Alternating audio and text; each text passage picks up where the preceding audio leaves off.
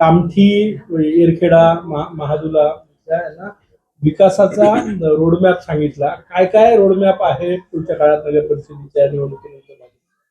आज नागपूर जिल्ह्यातील 27 नगरपालिका नगरपंचायतच्या निवडणुकीमध्ये आमच्या मतदारांनी, आमच्या जनतेने कमळ चिन्हावर मतदान करून आमचे सर्व नगराध्यक्ष नगरसेवक निवडून आणावे अशी विनंती मी सर्वांना केली. माननीय पंतप्रधान नरेंद्र मोदींचं सरकार आणि माननीय मुख्यमंत्री देवेंद्र फडणवीसजींचं सरकार डबल इंजिन सरकारच्या माध्यमातून विकसित नगरपालिकेचा जो आराखडा आपण तयार करणार आहोत, त्या नगरपालिकेला आपण ठरवलं आहे की 2029 मध्ये नगरपालिकेचा विकास आराखडा मंजूर करण्याकरता 2035च्या नगरपालिका कशा असतील आणि 2047ला नगरपालिका कशा असतील याचा विकास आराखडा कसा तयार करायचा आणि सरकारकडनं कसा निधी मिळवायचा याची आम्ही चर्चा केली. शिंदे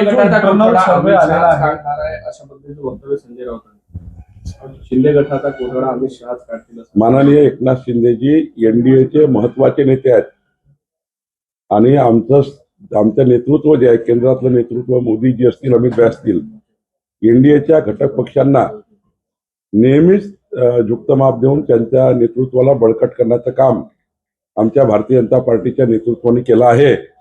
त्यामुळं शिंदेजी हे अत्यंत त्या ठिकाणी आमचे एनडीएचे नेते म्हणून, एक प्रभावशाली नेते म्हणून त्या ठिकाणी आमचे एनडीएचे आहेत आणि त्यामुळं त्यांना हे जे संजय राऊत वगैरे बोलतात आहे हे वैफल्यग्रस्त मनस्थितीमध्ये जाऊन बोलत आहेत. आमचे एकनाथ शिंदेजी एनडीएचे नेते म्हणून आपल्या राज्यामध्ये आणि देशाचे एनडीएचे नेते म्हणून काम करतात आहे. भाजपचा सर्वे आलेला त्यामध्ये 180 पेक्षा जास्त जागा भाजप जिंकत आहे. मुख्यमंत्री देवेंद्र फडणवीस असेल, तुम्ही असेल, प्रदेशाध्यक्ष असेल, तुमचा जो प्रचार सभांचा झंझावत चालू आहे त्याला मोठा प्रतिसाद राज्यात नाही. महाराष्ट्रातल्या जनतेने शेवटी आम्ही महायुतीमध्ये मोठे पक्ष आहेत, मोठे भाऊ आहात आणि त्यामुळं मोठे भाऊ म्हणून आपल्या महायुतीच्या सर्व पक्षालाही सांभाळत असताना आपला पक्षही त्या ठिकाणी संघटित झाला पाहिजे, संघटनात्मक वाढ झाली पाहिजे, ही आमची भूमिका आहे.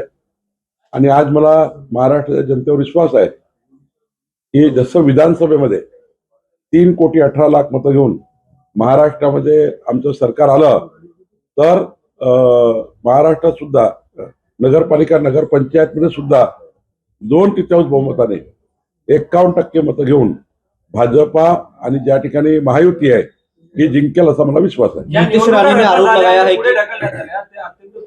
मुख्यमंत्र्यांनी मत मांडलेलं आहे. निवडणूक आयोग नेमकं कुठल्या कायद्यात हे निर्णय घेतले कळाले नाही. बरोबर आहे की ज्या पद्धतीचं निवडणूक आयोगाने शेवटच्या अत्यंत 24 तास पूर्वी, 48 तास पूर्वी असे निर्णय घ्यायचे हे अनाकलनीय आहे. खरं तर राज्य निवडणूक आयोगाने अशा पद्धतीने निर्णय करणे योग्य नाही आहे. ते कुठल्या नियमात केलं, कुठल्या नियमात बसून केलं त्याचा अभ्यास करावा लागेल. पण हे 48 तास पूर्वी आपण असे निर्णय घेतो, ही निवडणूक रद्द करा, ती निवडणूक रद्द करा.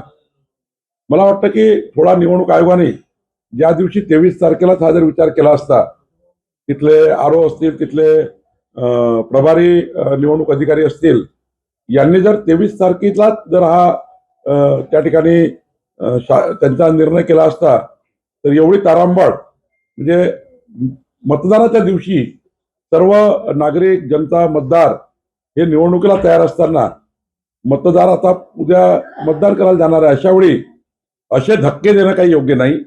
कुठल्या नियमात त्यांनी हे केलं बघावी लागेल. शहाजी बापू यांच्या कार्यालयात एलसीबी आणि निवडणूक आयोगानं तपासणी केली, पाहणी केली. नाही, आता ठीक आहे, ते कुणीतरी तक्रार करतं, आयोगाला आपलं काम करावं लागतं, हे काही जाणीवपूर्वक होत नाही. तक्रारी होत राहतात, त्यानंतर त्याच्यात काही निष्पन्न होतं नाही होत. त्यामुळं हे कुणी व्यक्तीने केलं असं नाहीये. म्हणजे आमच्याकडून काही कुणाकडनं आम्ही असं आक्षेप करत नाही. ते काहीतरी तिथल्या लोकल लेवलला झालं असेल तर माहिती नाही. नितीश राणेंनी आरोप लगाया है की जिल्ह्यातही सर्वेचे रिपोर्ट आले, त्यामध्ये बहुतांश नगर परिषद नगरपालिकांमध्ये भाजपचा नगराध्यक्ष निवडून येताना नाही. नागपूरच्या जनतेला माननीय मुख्यमंत्री देवेंद्र फडणवीसजी, माननीय नितीन गडकरीजी आणि आम्ही सुरू केलेल्या विकास योजनेवर विश्वास आहे. मी पालकमंत्री म्हणून जे अधिकार मला प्राप्त आहे त्या अधिकाराचा उपयोग नगरपालिकेला करण्याचा मी प्रयत्न करतोय. आता मोठ्या प्रमाणावर जनतेची मागणी आहे, पट्टे वाटप करा, सिटी सर्व्हे करून द्या, राजस्व विभाग म्हणून, महसूल विभाग म्हणून तेही आम्ही करतोय. त्यामुळं जनतेला विश्वास आहे. नागपूरची जनता नेहमीच वर्षानुवर्ष भाजपाच्या मागे उभी राहिली आहे. त्यामुळं नागपूरमध्ये सुद्धा आम्हीच मोठ्या संख्येने नगरपालिकेत निवडून येऊ आणि 51% मतं घेऊन नागपूरमध्ये भारतीय जनता पार्टी जिंकेल. नगरपालिका निवडणुकीमध्ये कुठेतरी कटुता आली आहे महायुतीमध्ये. ही महानगरपालिकेच्या निवडणुकीत राहू नये यासाठी दिल्लीमध्ये वरिष्ठ नेत्यांची बैठक होणार आहे. 3 तारखेला निकालाच्या दिवशी कळेल की संध्याकाळी पुन्हा एकदा आम्ही बसू, 4 तारखेला बसू. पण महायुतीमध्ये हे ठरलं होतं की ज्या ज्या ठिकाणी मित्रपक्ष लढतील त्यावर टीका टिप्पणी न करता मंत्रित्वाच्या भूमिकेतनं निवडणूक लढा. राज्याच्या महायुतीला नगरपालिकेच्या निवडणुकीच्या जे काही मतांतर झाले, मतभेद झाले असतील याचा काही फरक पडणार नाही. महायुती ही आमची जो समन्वय आहे तो आम्ही पुन्हा करू आणि समन्वयातनं पुन्हा या राज्यातली महायुती टिकवू. नाना पटोले असं म्हणाले की भाजप ऑपरेशन लोटस केल्याशिवाय शांत बसणार नाही. रवींद्र चव्हाण यांचं जे वक्तव्य होतं त्यातनंच होतं आणि येत्या हिवाळी अधिवेशनात ते होण्याची शक्यता आहे. तर नाना पटोले हे जे बोलतात हे खरं तर 200 मतं घेऊन नाना पटोले निवडून आले. त्यांना हे माहिती आहे की आता पुढचा पराभव माझा नक्की आहे आणि वैफल्यग्रस्त परिस्थितीमध्ये नाना पटोले बोलतात आहे. आणि आम्ही काही ऑपरेशन लोटस वगैरेच्या भानगडीत पडत नाही, कधी पडलो नाही. काँग्रेसला लोक सोडतायत. नाना पटोलेच्या साकोलीतल्या लोकांनी काँग्रेस सोडली. काँग्रेस पार्टी किंचित होत चालली आहे आणि त्यामुळं नाना पटोले हे ऑपरेशन लोटस काही गरज नाही पडत ऑपरेशन लोटस करायची. माननीय मोदीजीवर, देवेंद्रजीवर लोकांचा विश्वास आहे आणि त्यामुळं काँग्रेसचे अनेक नेते हे भारतीय जनता पार्टीमध्ये येण्याची रांग लागली आहे. 2 तारखेच्या निवडणुकीनंतर आपल्याला दिसेल की भारतीय जनता पार्टीमध्ये अनेक काँग्रेसचे पदाधिकारी, काँग्रेसचे नगरसेवक हे त्यांचे नेते त्यांना सांभाळत नाही. त्यांचा विसंवाद आहे काँग्रेसमध्ये. कोण सांभाळणार कार्यकर्त्यांना, कोण सांभाळणार त्या नगरसेवकांना. आणि त्यामुळं त्यांचा विश्वासच नेत्यावर आला नाही, काँग्रेस पार्टीच्या नगरसेवकाचा आणि लोकांचा. त्यामुळं नाना पटोलेला भीती वाटतं की निवडणुका झाल्यावर जे काही किंचित काँग्रेस पक्ष राहिला आहे तो सुद्धा येणाऱ्या निवडणुकीमध्ये जो पराभव होणार आहे त्या पराभवानंतर काँग्रेस पार्टीमध्ये मोठा खिंडार पडेल अशी भीती नाना पटोलेला वाटतं. म्हणून नाना पटोले असे म्हणतात की ऑपरेशन लोटस होणार आहे.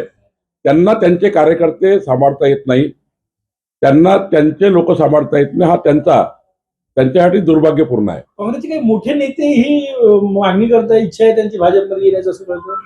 100% यांचा विसंवादच काँग्रेस पार्टी मध्ये लोक सोडतात आहे. नेत्यांचा विसंवाद आहे. कुणाकडे जायचं काँग्रेस पार्टीच्या लोकांनी कळत नाहीये आणि म्हणून पुढच्या काळामध्ये काँग्रेस पार्टीचे अनेक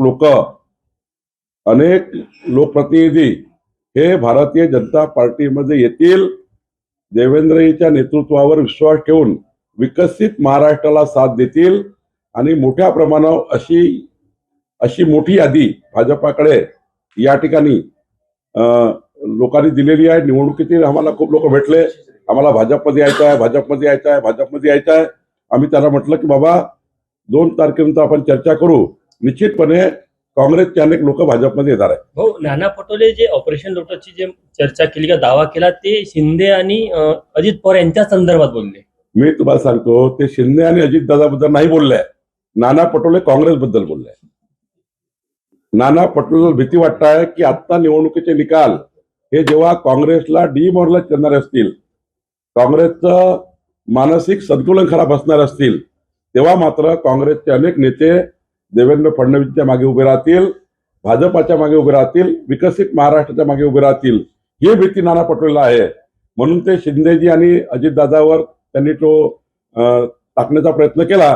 काँग्रेसमध्ये मोठ्या प्रमाणावर लोक काँग्रेसला सोडतील अशी स्थिती आहे. नितेश राणेने आरोप पाठोपाठ केला संजय राऊत सुद्धा बोलले की शिंदे सेनेचे 35 आमदार.